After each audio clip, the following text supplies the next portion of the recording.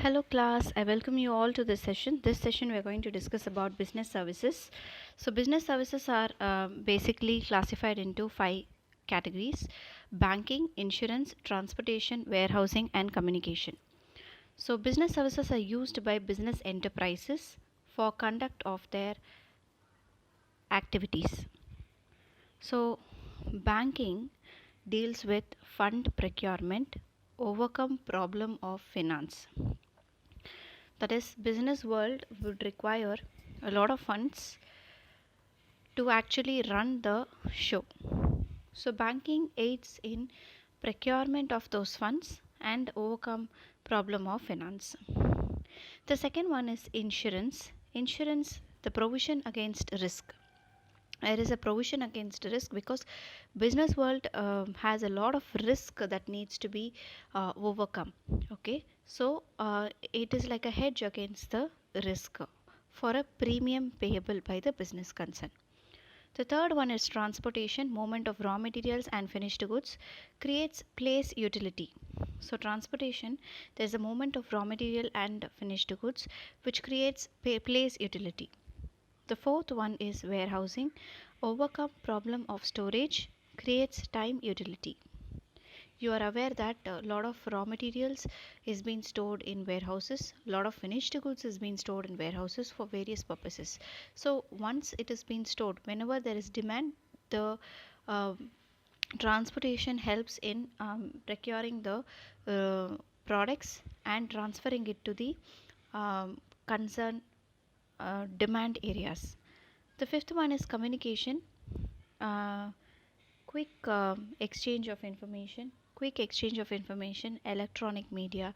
All these things are business services. Okay, moving forward, banking, accepting deposits from the public for the purpose of lending and investment, repayable on demand and withdrawable by check or otherwise. This is called as banking. This is the definition of banking. The types of bank account are: number one, saving deposit account, which is small savings, interest paid at nominal rate, which is 4%. So it's a savings account. Whenever you and me open a bank account, it is a savings account basically. So there is a less interest paid. It's a small savings and a small amount of interest is being added on to the deposit that's been made. The second type of bank account is the current deposit account. In this account, business persons will actually deposit the amount in the current account. The current account is a special account where you can keep nil balance. You can withdraw n number of times. You can deposit n number of times. But in savings account, it is not like that. You have to restrict yourself in terms of withdrawal. Deposit you can make a number of times up to a certain limit. Okay, and so business persons use current deposit account. Depositors can deposit and withdraw any number of times. No interest is paid. This is one important difference. Savings deposit interest is paid, but current deposit there is no interest paid. Moving forward, types of bank account. Under that you have third one, recurring deposit account, RD. A recurring deposit is deposits a fixed amount of money on an annuity basis, either monthly or quarterly, okay, or half yearly. Year on year basis, he keeps accumulating, he keeps paying the amount. Money cannot be withdrawn before the expiry of that fixed term. So money cannot be withdrawn before the expiry of that fixed term. So you have to wait till the maturity of the RD, and then only you can withdraw the money. Rate of interest is higher than the savings account. Rate of interest is higher than the savings account. The fourth category is a fixed deposit account. Money is deposited in account for a fixed period. So money is deposited in account for a fixed period, and it's a fixed sum of money. Say for example 1 lakh or 2 lakhs or 3 lakhs or whatever it is being deposited into the fixed deposit. And then once it is deposited, you can withdraw only after the maturity of that particular deposit. The rate of interest is higher than the savings account, so you get a good rate of interest in fixed deposit. If depositor needs money, will discount some charges and pay the sum. Suppose for example 1 year is a bond period. Suppose there is a emergency at home and you require the funds in the ninth month itself. Then 1 lakh, the bank may hold about 20,000 and pay 80,000 to you. So or maybe calculated amount 60,000, 40,000 will be hold like that. Okay, so this is basically the fixed deposit account. So we have various types of accounts. Under that we saw savings deposit account, current deposit account. The third one is recurring deposit account, and the fourth one is fixed deposit account. The fifth one is multiple option deposit account. It's a combination of savings and fixed deposit account. The amount of deposit in excess of a particular limit in savings account gets auto transferred to the fixed deposit account. Okay, so it's like you have, for example, you have rupees 50,000 in your bank account, savings bank account. You require only 10,000 at the moment. 40,000 is idle funds, so you want to deposit that fund in some other area. You want to deposit that fund in a fixed deposit. So if you have a multi option deposit account, whatever is the fund that is required by you, 10,000 will be held in savings account, and the excess amount that is there, that is 40,000, will be transferred to the fixed deposit account. So that is what it means. So it's a combination of savings and fixed deposit account. The amount of deposit in excess of a particular limit in savings account gets auto transferred to the fixed deposit account. In case insufficient funds in savings deposit account to honor a check, the funds will be auto transferred from fixed deposit account to savings account. Suppose you require about another 10,000, then the funds from the FD will flow to the savings account. 10,000 will you can utilize that 10,000, and then the fixed deposit value will be 30,000. Later on when you redeposit the amount, then that particular deposit money will be getting transferred to the fixed deposit account. So it's like money flows from savings bank account to the fixed deposit account, and fixed deposit account to the savings bank account, so as per the requirement of the user. Okay, the account holder will earn more interest, and it's lower the risk of dishonoring a check. So this account is very useful if the account holder will earn more interest, and it lowers the risk of the dishonoring of check. Moving forward, the banking services that are rendered is bank draft, that is demand draft. It's an instrument used for transfer of money.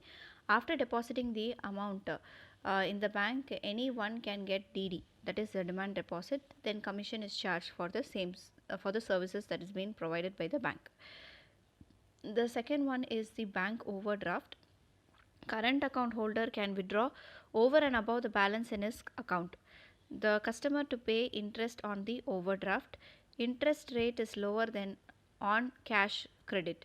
So interest rate is lower than cash credit. Okay, so bank overdraft is, suppose for example you have rupees 50,000 in your current account, but you require addition 1 lakh. In that case, you can, if you have a bank overdraft, then if you just inform the bank manager will approve the bank overdraft. You will be able to withdraw rupees 1,50,000. Okay, later on when you get back the money, you have to repay that 1 lakh along with the interest. That's called as bank overdraft. The third category is cash credit. Cash credit is nothing but the cash loan that's been given. The credit limit is sanctioned according to the credit worthiness of the customer. Security required by the bank, that is it requires a security, say jewel or any property, or for that matter, that is called as cash credit. So cash credit is a credit limit is sanctioned according to the credit worthiness of the customer. So e-banking and internet banking, under that we have various services. Internet banking means any user with PC and a browser can get connected to the bank website to perform any of the virtual banking functions and avail of any of the bank services. Lower the transaction cost, adds value to the banking relations, empowers customers. So these are the categories. So it lowers the transaction cost, adds value to the banking relations, empowers customers. The range of specified services offered by e-banking are automated teller machines, that is ATM, point of sales POS, EDI, that is electronic data interchange, then credit cards, electronic or digital cash, electronic fund transfer. These are all certain things where you can you would be able to obtain cash. You'll be able to make purchases. You'll be able to send cash to any number of persons you want. You can make payments to any shops or so for that matter. So these are all the various e-banking facilities or internet banking facilities the bank offers. Type of digital payments. So there are various types of digital payments. First one is the electronic fund transfer. The two way it can be done, that is NEFT and RTGS, that is National Electronic Fund Transfer, that is a nationwide system. Real time gross settlement, that is fastest money transfer. Minimum transaction value should be 2 lakhs if you want to use RTGS. So but widely it is we are using National Electronic Fund Transfer, NIFT. Okay, so this is an electronic fund transfer. Basically you can just electronically transfer funds without involving hard cash or physical cash. So second one is plastic money, which is the debit card or credit card.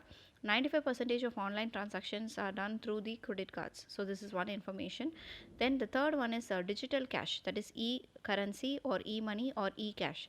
Refers to a system in which a person can securely pay for goods or services electronically without necessarily involving a bank to mediate the transactions. It refers to a system in which a person can securely pay for goods or services electronically without involving bank to mediate the transaction. So it's like direct digital cash. Okay. Then the fourth one is Aadhaar enabled payment system. This system can only be availed if your Aadhaar number is registered with the bank where you hold an account. This is one important aspect. So fifth one is mobile wallet, that is Paytm, Freecharge, etc. These are the examples of mobile wallet. Your GPay also is your mobile wallet. The digital or mobile wallet store bank account or credit card, debit card details, information or bank account information in an encoded format to allow secure payment. Money can also be added to the mobile wallet. So this is the type of digital payment. So mobile wallets. The sixth type of digital payment option is payment point of sales terminals. So whenever you're going shopping, you would find a particular small equipment, like where they swipe cards and where they just insert the card and ask you to enter the PIN number.